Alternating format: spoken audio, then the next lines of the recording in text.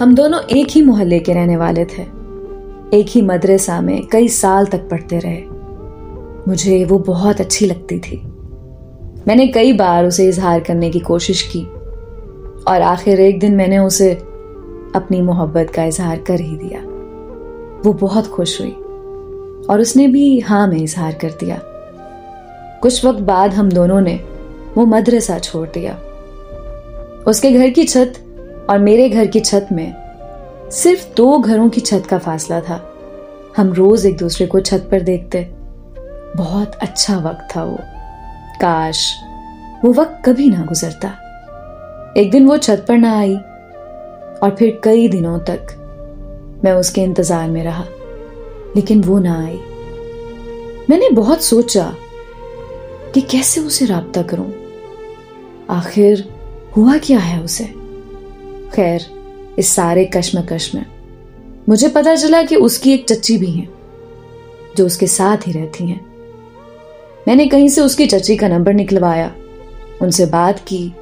वो बड़े अच्छे इखलाक की थीं। उनसे अच्छी गपशप हुई और हम दोनों में काफी दोस्ताना हो गया। एक दिन मैंने उसकी चच्ची को सब बता दिया और उनसे मदद मांगी कि प्लीज मेरी बात करवाएं उसे। वो समझ गई और उन्होंने मेरी बात करवाई। उसे दोबारा बात होने लगी तो उसने कहा कि अम्मी को पता लगा तो मेरा घर में जीना हराम हो जाएगा, लेकिन मेरे बहुत इसरार पर वो मेरे साथ बात करने लगी।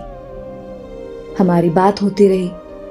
मैंने उसे वादा लिया कि हमेशा बात करोगी और मैं तुम्हारे घर रिश्ता भेजना चाह रहा हूं, तो अपनी अम्मी से इजाजत लो और हमारी बात करो।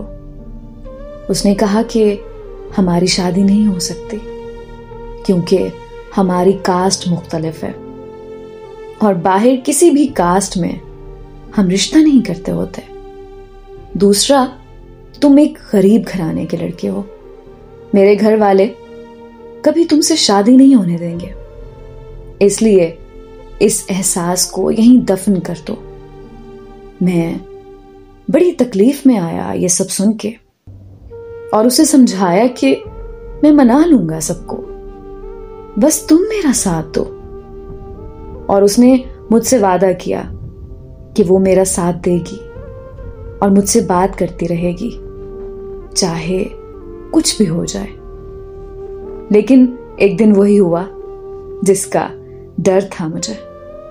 उसकी अम्मी ने उसका फोन खींच लिया, हमें बात करते हुए पकड़ लिया, उसे बहुत मारा और मुझे पता नहीं क्या कुछ नहीं कह डाला।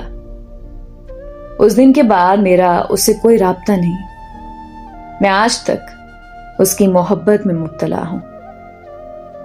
काश हमारे यहां ये कास्ट फिरका अमीरी गरीबी को ना देखा जाता। काश हमारे यहां दिलों में बसी मोहब्बत और सच्चे जज्बात को देखा जाता। काश वो मुझे मिल जाती। काश मैं अपनी मोहब्बत को पा लेता।